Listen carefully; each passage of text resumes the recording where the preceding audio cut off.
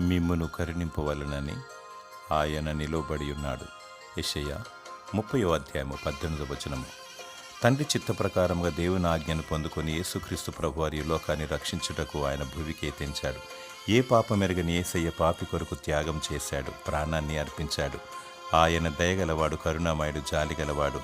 నీ ఆత్మ నశింపకూడదని, నీవు రక్షింపబడాలని పునరుత్థానమును పొంది తండ్రి చెంత విజ్ఞాపన చేయుచున్నాడు. దినమెల్ల తన గాయపడిన చేతులు చాచి నిలబడి ఉన్నాడు. యేసు నిన్ను ప్రేమించుచున్నాడు.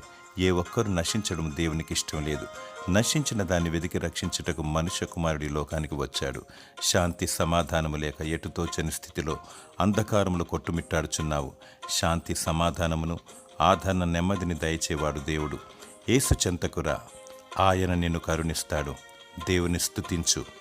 దేవుడు కరుణ కటాక్షములను కిరీటముగా నీకు దయచేయునుగాక. ఆమేన్.